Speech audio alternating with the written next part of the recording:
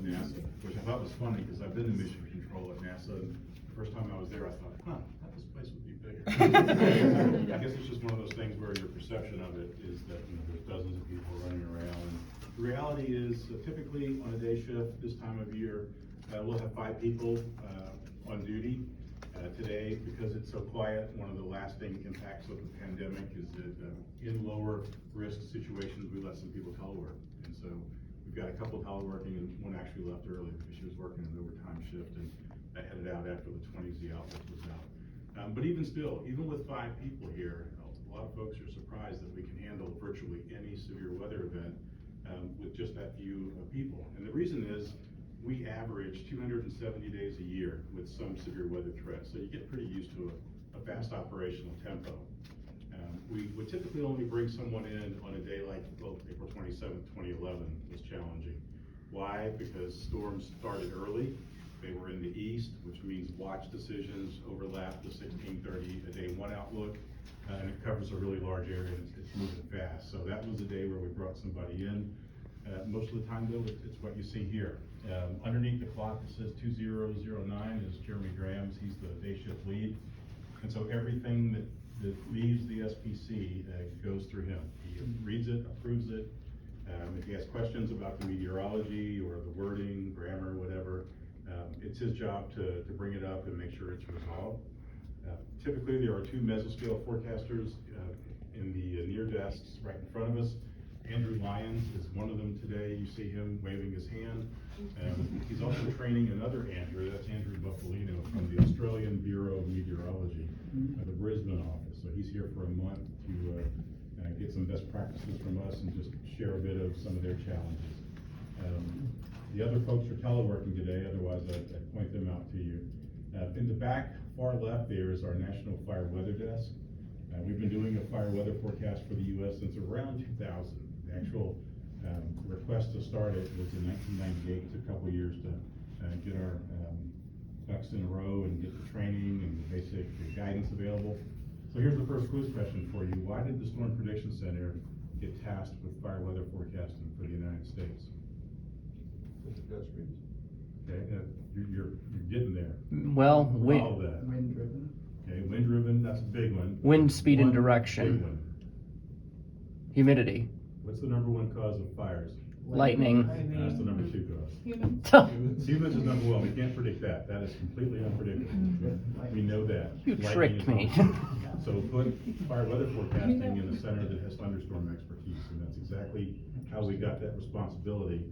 And we're actually in the process of getting additional, a few extra people to help expand our fire weather program nationally. So we're pretty excited about that as well. But this is it. This is our basic operations area. I will tell you that I came here from the WFO in Fort Worth, Texas, where I spent 11 years prior to coming to SPC, and I've been here 11 years too. Typical WFO workstation, around 5 monitors. Coming here, it's 12. The main reason we have so many is that Jeremy is responsible for the conterminous United States, lower 48 states. Today it's fairly confined and lower end risk, but you can imagine some of the days you've seen our outlooks where we've got threats in the northeast, sea breeze convection in the southeast, front range is active, perhaps something in the plains along the residual front, and maybe something in the Pacific Northwest. So you have to be able to move quickly, looking at the same data sets, but in different parts of the country. And so most of our workstations, typically we'll set one monitor up for the southeast, one for the northeast, one for wherever the other threat areas are. And that way, when we get a call from the local office, we can just pan and zoom and quickly get to what we need. The challenge here is often to make decisions quickly, because especially as we get into the watch mesoscale discussion phase, things do change rapidly. And in addition to the internal collaboration, we get a lot of calls or chats through our internal instant messaging system from WFOs wanting to know what our thoughts are regarding watch type, coverage, when we think we might propose it, things of that nature. Although we have a lot of computers, you'll see the maps that are up front here, and these are clear Roger Edwards maps, so they're quite bright. He's probably one of our most colorful map analysts, but everybody here has a pencil box, and we do manual map analysis, especially on the busier days. Today is a quiet day here at FCC, and so there may only have been 1 or 2 surface maps done. But on a day of any consequential threat, certainly where watches are possible, or where the situation is changing dynamically, everybody has a pencil box and we use it quite frequently. And the reason has to do with the actual origins of severe weather forecasting in the United States. Anybody familiar with the story of how severe weather forecasting came to be a priority in the U.S.? Okay, this is a good time for me to tell you, because it happened just up the road, Tinker Air Force Base, just on the east side of Oklahoma City. No, it's actually, the older you get, trust me, the more history will interest you. And when I first discovered the history of tornado forecasting in the U.S., at first I was shocked, and then I thought, well, okay, I can see how that happens. From the late 19th century until 1938, it was illegal for the Weather Bureau to use the word tornado in a public forecast. Illegal, threat of suspension or termination if you did. Why? Because it was feared that mentioning the word tornado would create panic. People would flee or have nervous breakdowns, and that whatever happened to them, it would be worse than if the tornado hit them. So we weren't allowed to use it. And even when the prohibition was lifted in 1938, still you didn't see it very often at all. And then on March 20th, 1948, a tornado hit Tinker Air Force Base without warning, damaged a lot of aircraft, a lot of the facilities. And the base commander went to the 2 weather officers, Major Ernest Quabush, Colonel Robert Miller, and said, hey, if you guys can see this happening again, let me know. We'll take some action. They've been studying tornadoes kind of quietly because it wasn't really sanctioned. And then 5 days later, they saw similar conditions. They told the base commander, hey, you might want to do something. This looks similar to last week. Guess what happened? The base got hit again, right? What are the odds of the same location getting hit twice in the same week? It's got to be close to 0, but it's not 0, and it wasn't that day. So when the base was hit, the damage was far less. And after that moment, the Air Force first, Weather Bureau followed a couple of years later, realized we need to put together the capability to do this, get a group of people that are specialists, train them, have the communications and the policy in place to start forecasting severe weather. And so we started in March of 1952, and we've been at work ever since. Not everybody here, of course. People have come and gone through it, but the notion of a 24/7 severe weather forecast operation within the National Weather Service has been in existence since then. Started in Washington, D.C., and went to Kansas City in the 60s through the mid-90s, moved to Norman in 96, and to this building in 2006. So it's just an interesting history. You'd think, given our vulnerability, and during all that time when it was illegal to say tornado in public, big events occurred, right? Tri-state tornadoes in 53 in Waco, Flint, Worcester, Massachusetts, St. Louis. Large outbreaks in the Southeast, almost too numerous to mention, yet still, there was no change in policy. It wasn't until that fortuitous event in 1948 that everything changed. Shortly before Colonel Miller died, he came and visited us. We were actually on North Campus then. He actually analyzed the map by hand, if you're interested in seeing it, and autographed it for us. That's really cool, actually. You know how in football you tap that sign that says "Play like a champion today"? The weather.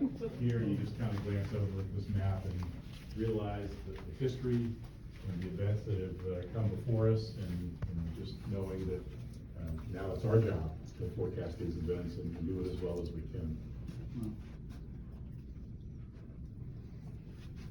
I've done a lot of talking. Y'all have any questions for me? For the hand analysis, why would you need to do that more on a busy day? Things change more quickly. Typically, the busier days are more dynamic. Weather systems are moving.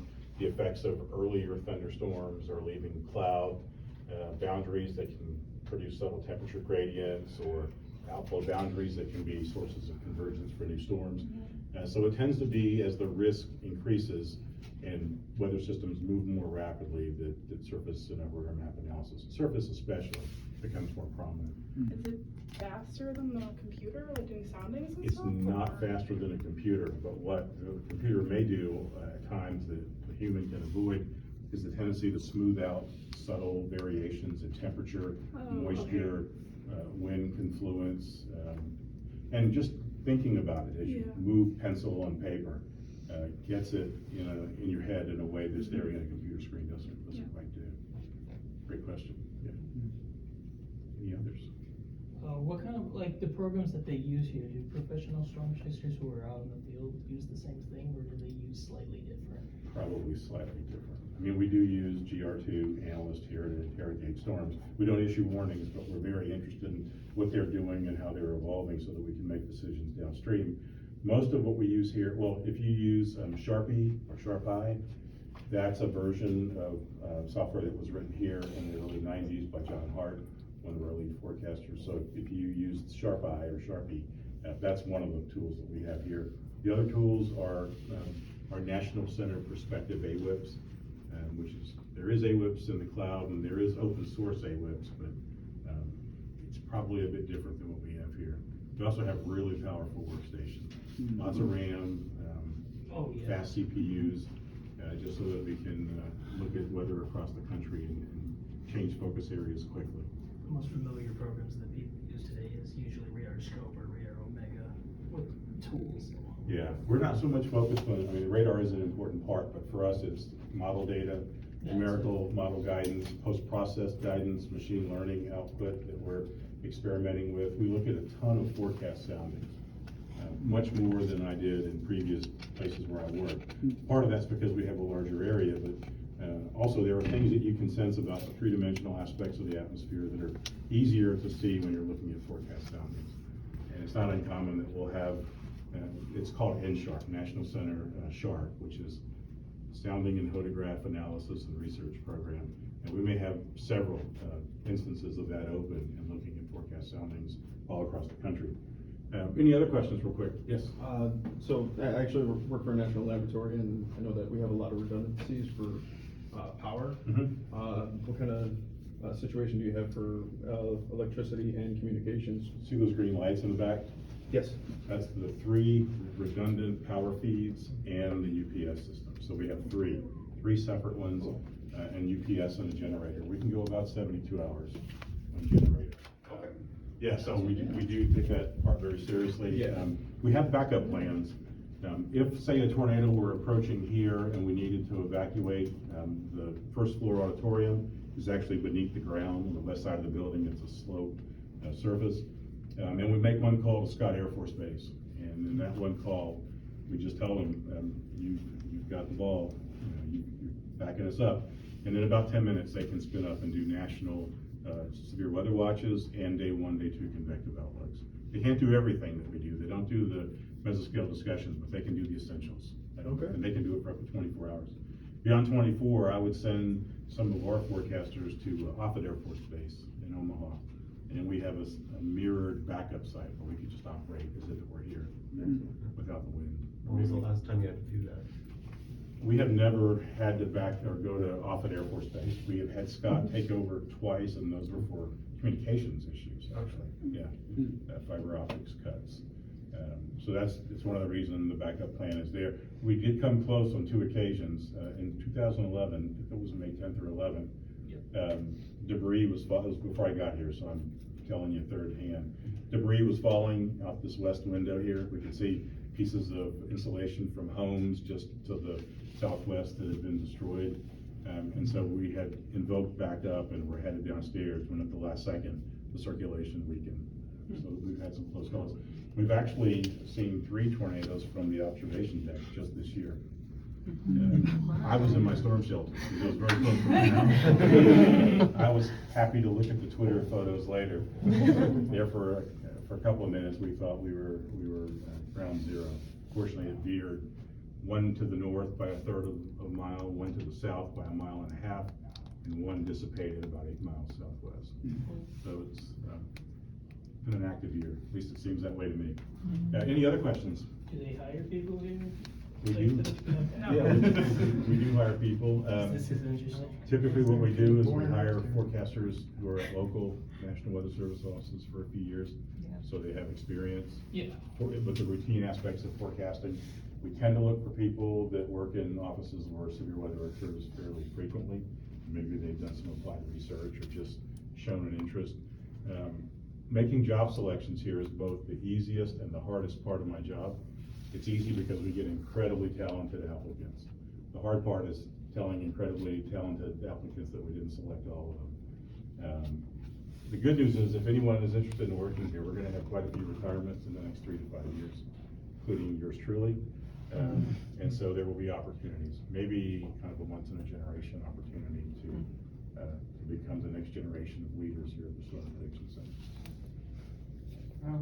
Okay, since you guys issue day 1 to 3, how confident do you see when you issue past day 4? How confident? Because some you do this very rare cases on civil weather. How Yeah. often? A few times a year that we're comfortable enough to highlight an area at day 4. We're testing some new AI tools, machine learning, that gives us confidence. The confidence is greatest mostly in the winter, early spring, early or late fall, when we get into what we call the cool season. This time of the year where there's storms everywhere, almost every day, predictability beyond 2 or 3 days is usually quite limited. But in the winter and around the winter time, we can, in fact, we've been doing it occasionally 6 and 7 days in advance. That's all. We advance lead to tornado breaks. Let's say you use like a slider in day 7 in terms of your tornado watts. Like how often do you do a week advance to predict a tornado outbreak? How often? Like is it rare? 2 or 3 times a year. Yeah, week in advance is tough. One thing we've learned about our job is that when we start drawing areas of risk, you don't want them to move any more than it has to, and so that leads to an element of incrementalism. Because all you have to do is look at weather Twitter and see what happens when we introduce an area. So yeah, we try to balance uncertainty and potential risk.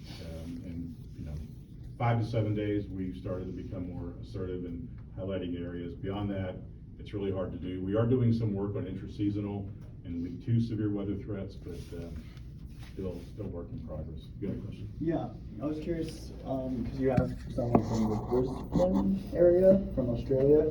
What's the international collaboration or integration of what we do here in the SPC? Is it a worldwide thing, or are you training people the same way you guys do it here, and how's that going? Well, Andrew's here because the Australian Bureau of Meteorology is trying to develop a storm prediction center-like capability.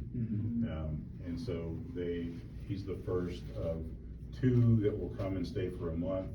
6 others will come, and they're actually chasing, and they're just gonna pop in for a couple of days just to get a sense of how we're set up and how we operate. We also have 5 Canadian meteorologists that are here this spring, and 1 from the United Kingdom. So this time of the year, we often do a lot of international exchange. We did send one of our lead forecasters to Australia for 5 weeks in January and February as part of that. So we do a lot, but it tends to be episodic, and this is the time of the year where we get most of our visitors, obviously. People don't want to come here in August, but they are interested in coming here in May. Normal Mays, not Mays with virtually no flow. So. Yeah. Any other questions? All right, we'll wander into ops.